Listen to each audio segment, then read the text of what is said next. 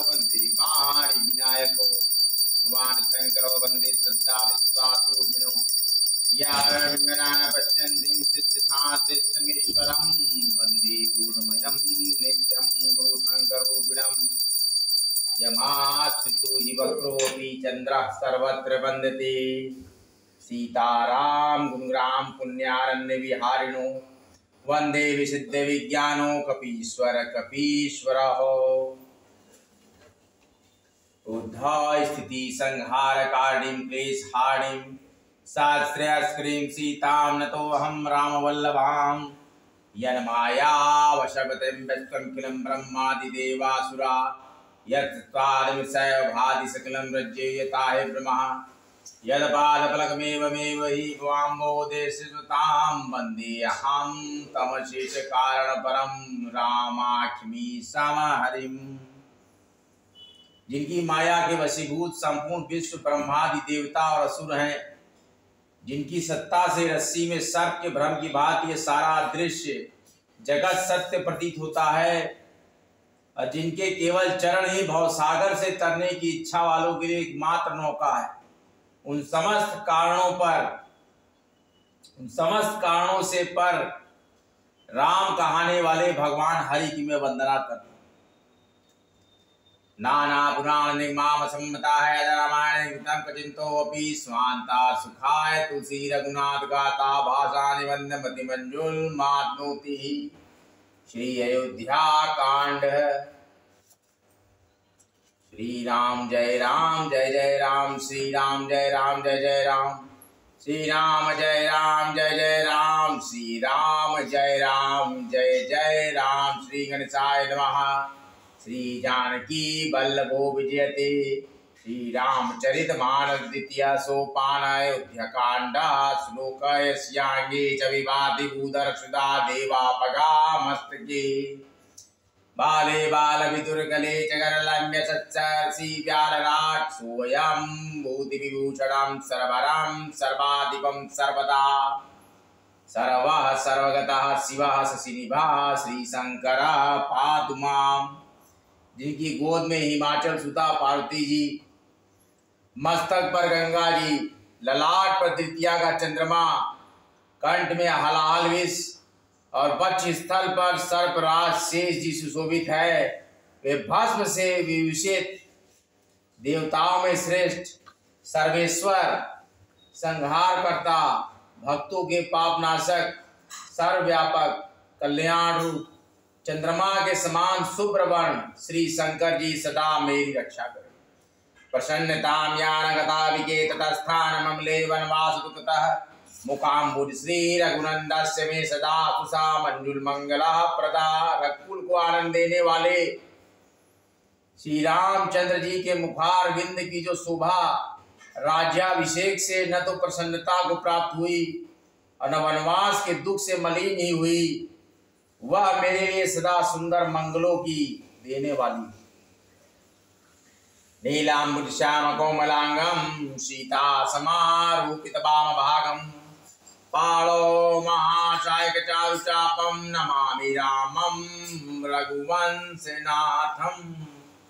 नीले कमल के समान श्याम और कोमल जिनके अंग हैं, श्री सीता जी जिनके वाम भाग में विराजमान है, जिनके हाथों में क्रमशः मोह बाण और सुंदर धनुष है, रघुवंश के स्वामी श्री रामचंद्र जी को मैं नमस्कार करता हूँ। श्री गुरु चरण सरोज रज निज मन मुकुर सुधारि बरनउँ रघुबर विमल जसु जोदायक फल चारि। यावर रामचंद्र की जय।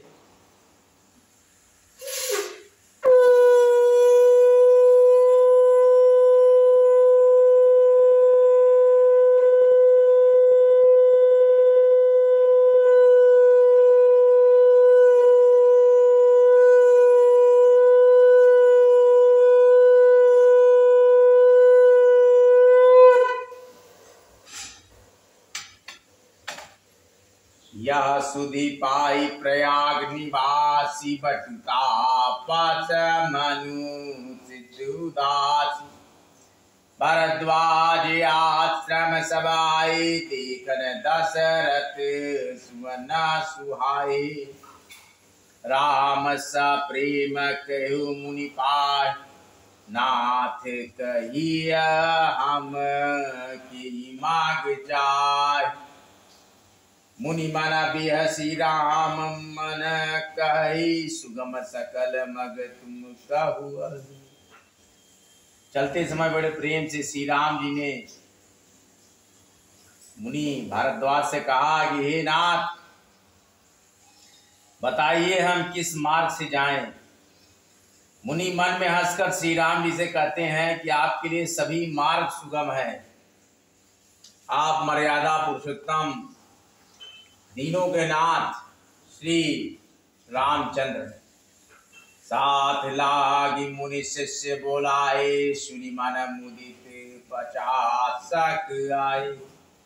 सवनि राम पर प्रेम पारा, सकल कहि मगु दीख हमारा। राम नाम केवल अनुरागा, जो जस चाहु तस फल चाखा। रामचरित यह सर्व अनुकरणीया। राम राम सिय।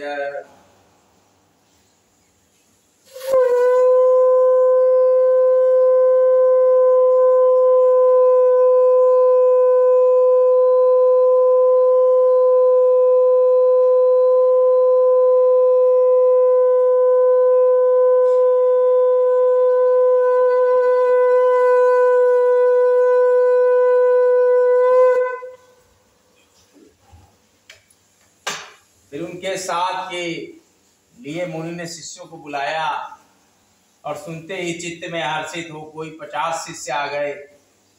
सभी का श्री राम जी पर अपार प्रेम है। सभी कहते हैं कि मार्ग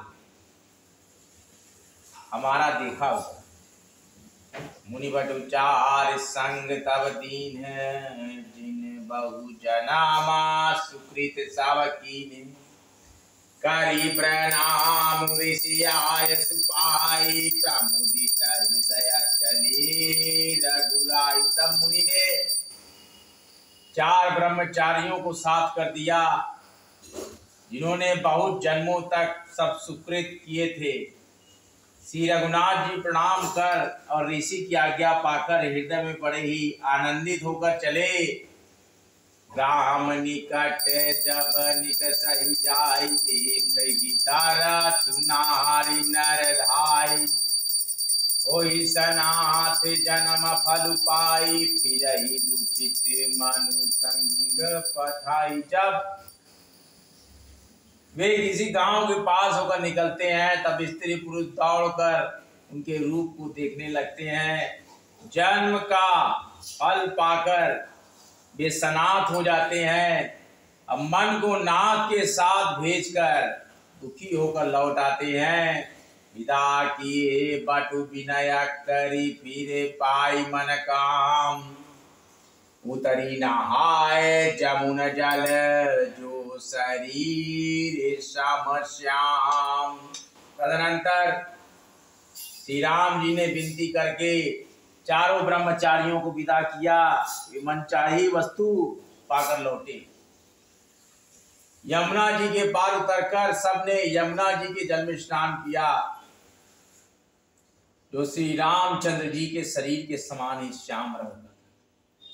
सुनत तीर बाची नर नारी, धाय निज निज काज विसारी। लगन राम सिय सुंदरताई, देखी करही निज भाग्य बढ़ाई। यमुना जी के किनारे पर रहने वाले स्त्री पुरुष सब अपना अपना काम भूलकर दौड़े और लक्ष्मण जी, श्री राम जी और सीता जी का सौंदर्य देखकर अपने भाग्य की बड़ाई करने लगे। यति लाल सा बसहि मानि माई, नाव गाँव बूझत सकुचाही। जे तिन महु भय बिरिद सयानी, तीन करी जुगति राम पहचाने। उनके मन में बहुत सी लालसाएं भरी हैं, लेकिन वे नाम गांव पूछते सब चाहते हैं।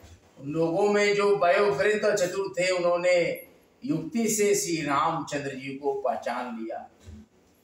वो श्री रामचंद्र जी को पहचान गए और श्री राम का स्मरण करने लगे कि इतना भाग्यशाली दिन जो मर्यादा पुरुषोत्तम श्री राम का दर्शन इनको साक्षात हो गया।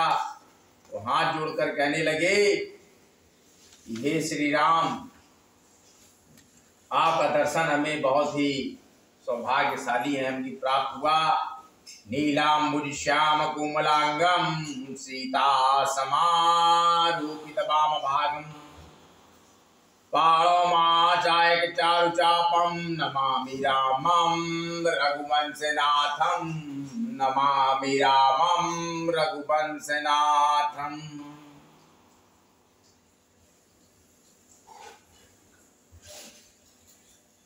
सकल कथा तीन सबहि सुनाई, बनहि चले पितु आया छुपाई।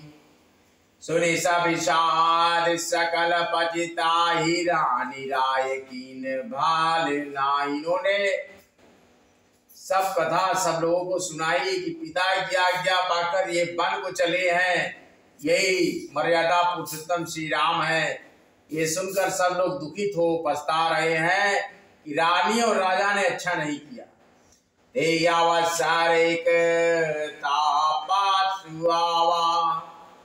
तेज पुंज लघु बयस रुहावा, कवि लिखत गति बेसु विरागी।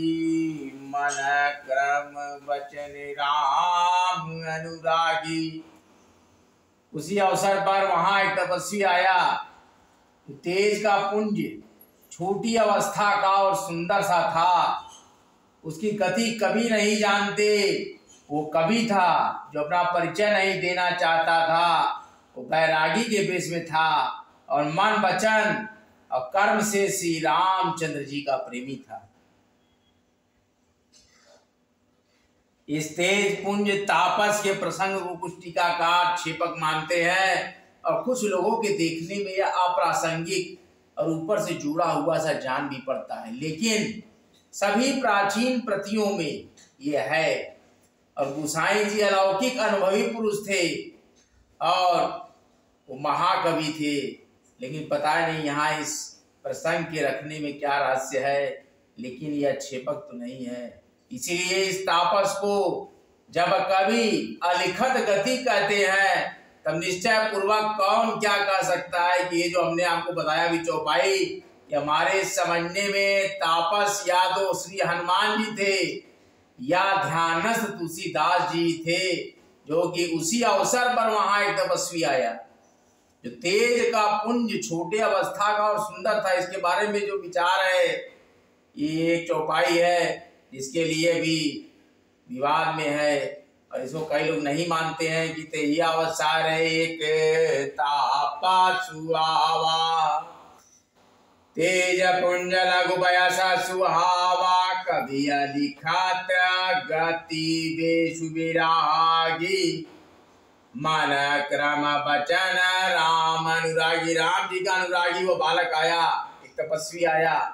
लेकिन कई जगह पर ये प्रसंग जो है, ये टीका जो है, इसको क्षेपक माना जाता है, लेकिन जब ये गोस्वामी तुलसीदास जी ने लिखा है तो कुछ इसका मतलब होगा। फिर आगे बढ़ते हैं। दुहा सजल नयन तन पुलकिनी जाइष्ट देव पहिचानी, पर उदंड जिमि धरनि तल दसान जाई बखानी। अपने इष्ट देव को पहचान कर उसके नेत्रों में जल भराया और